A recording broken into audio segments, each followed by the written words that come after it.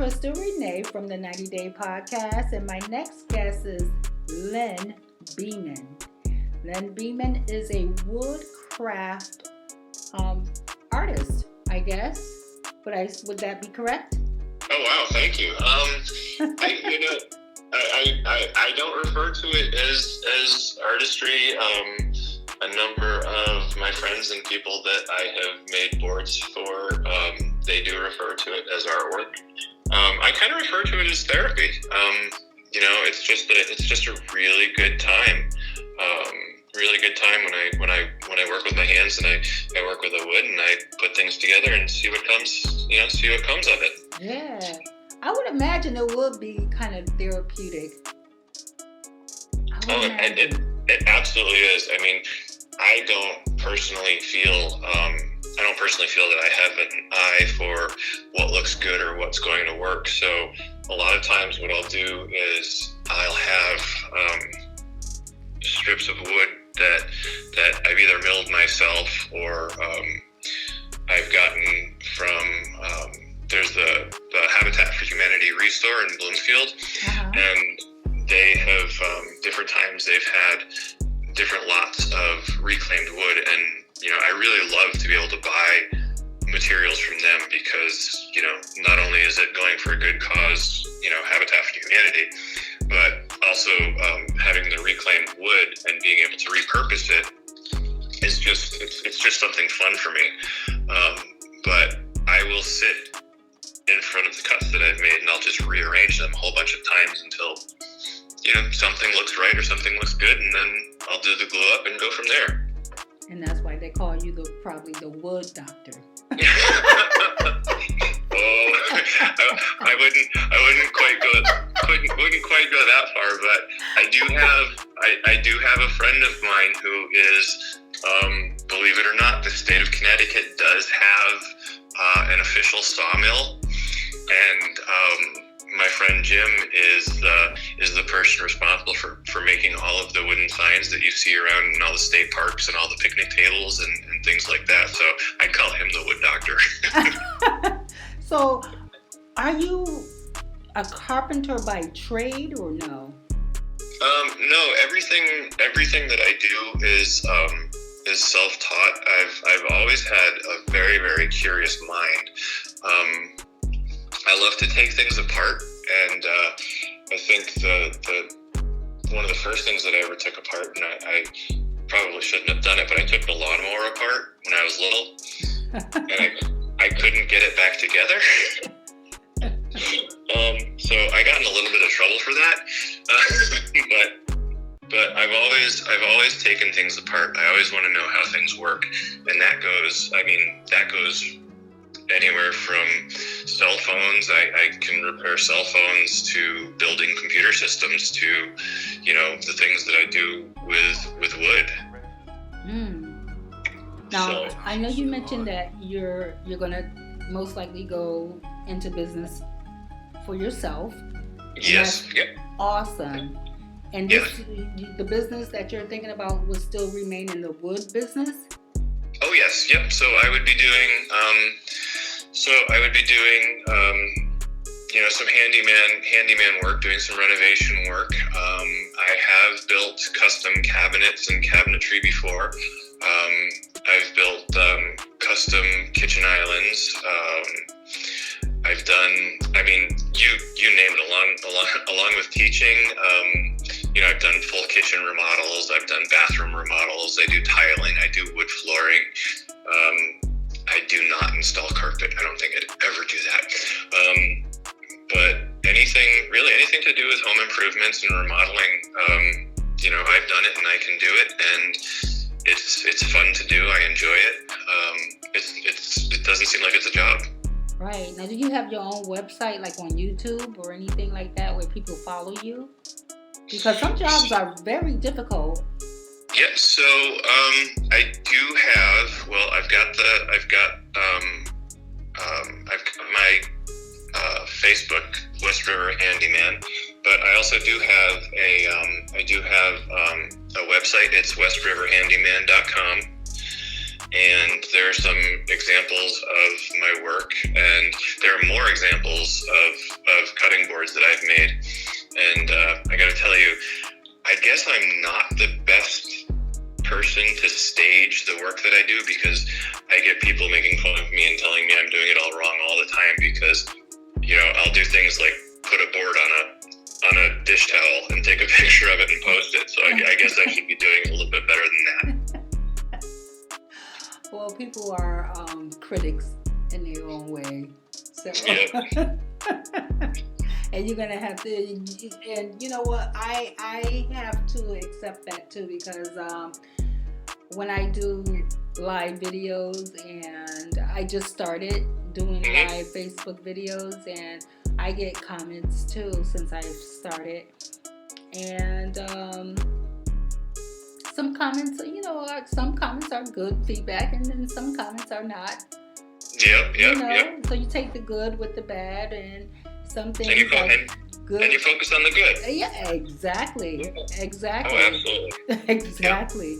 Yep. The different tree woods, I was looking at that on your Facebook, and to me, because I'm not a wood specialist, in the beginning I thought they all looked the same, but then as I read on and read what you wrote, I see that you had the cheese charcuterie board. The charcuterie boards. Right. Yeah. And then go ahead. So those ones are primarily maple, but and some of the wood, again, I believe that those board self. So I've got a very, very rudimentary, basic, I guess, sawmill. It's a setup that you use with a chainsaw that helps you rough cut boards.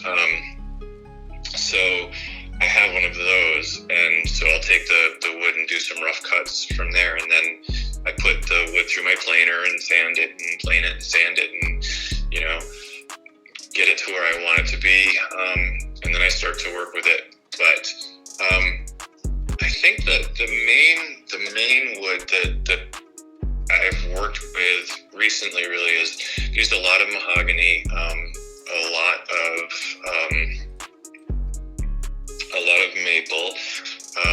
I do have some hickory, and I'm gonna draw a blank on a bunch, because even though we're on the phone, I'm still a little bit nervous about being interviewed.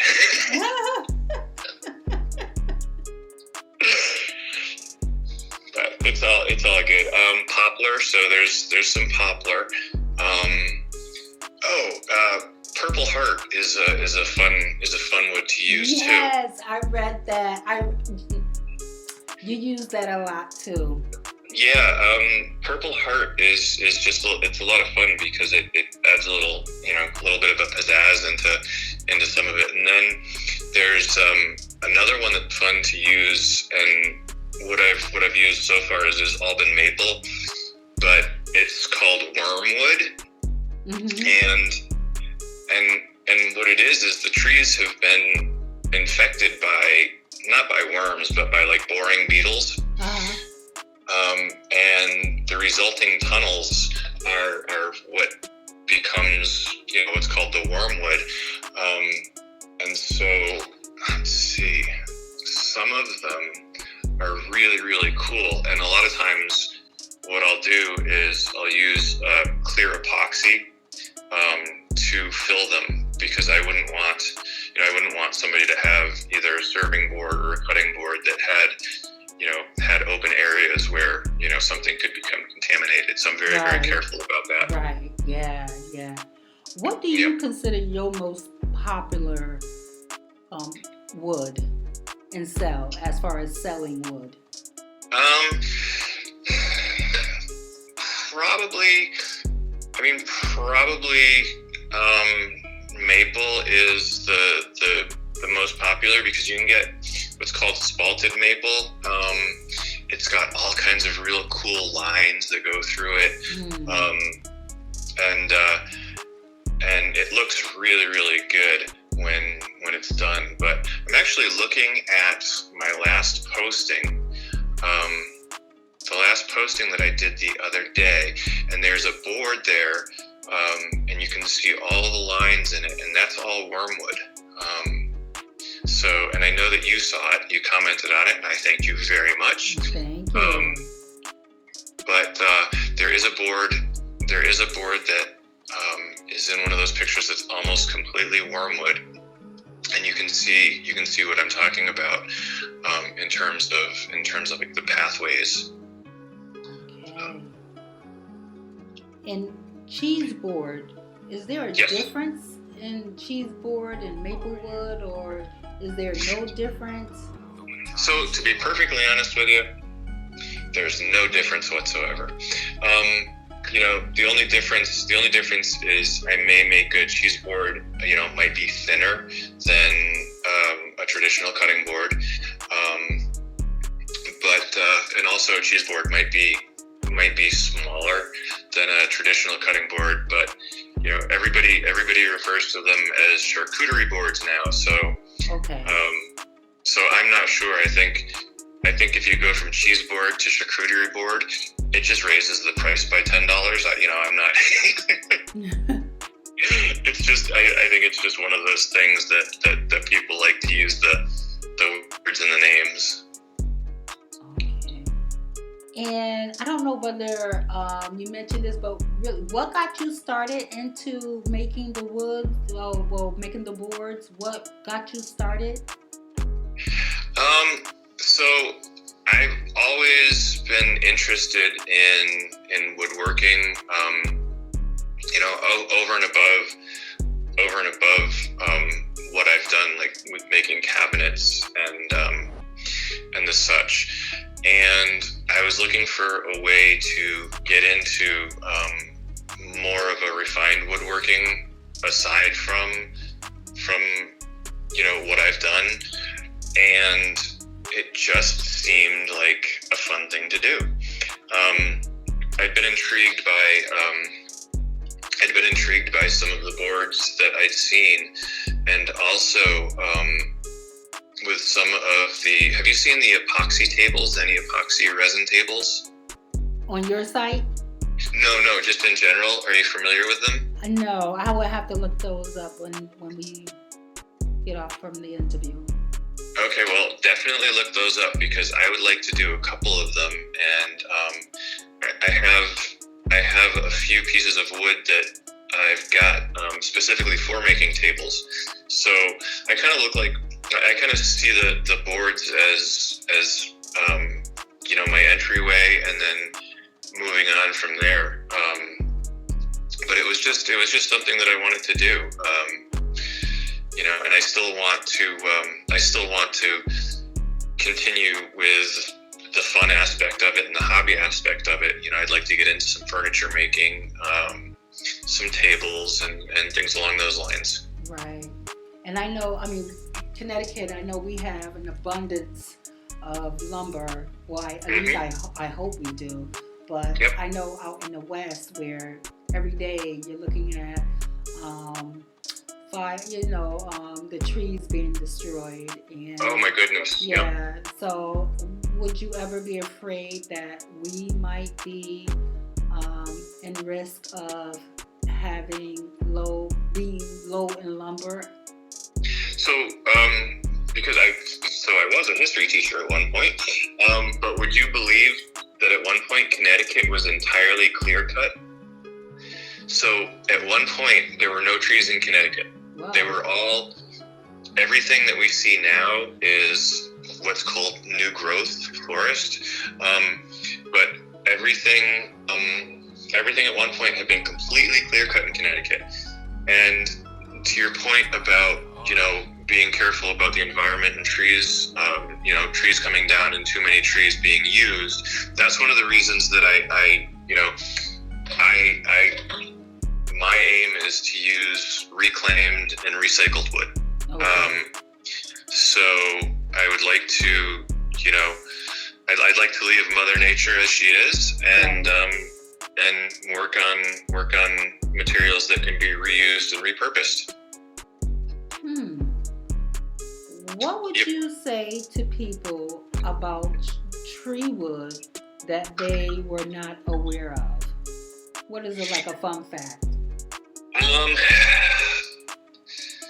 So I don't know if it's true or not, but I have been told that certain tree species actually communicate through their root systems. So it's actually not something that I've looked up, but it just seemed very, very interesting. So I'm trying to remember the species that somebody had told me. But I have heard that certain tree species do communicate through their root systems. What else? Well, I can give you one thing about something that grows on trees, and that would be poison ivy. Uh-huh. I will tell you that poison ivy is not dormant in the wintertime. Okay. When I was a young kid, there was a tree that I always wanted to climb, but it had poison ivy on it. Uh-huh. And so I figured, in my maybe 8, 9, 10-year-old mind, that in the wintertime, the poison ivy wasn't growing, so it's not going to be bad. Uh-huh. Yeah, it's not true. I ended up with poison ivy from head to toe. Head to toe.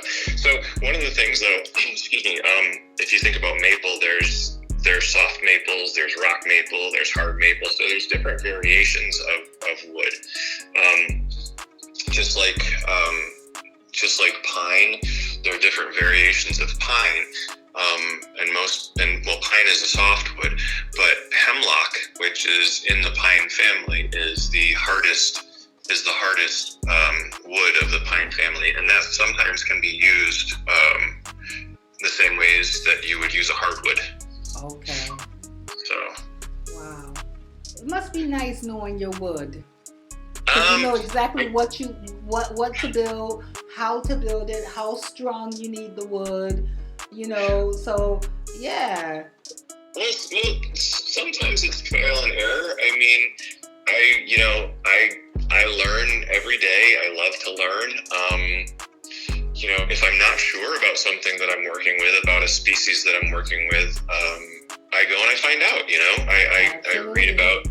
I read about the characteristics and whether or not the type of wood might be good for something that I wanted to use it for. All right.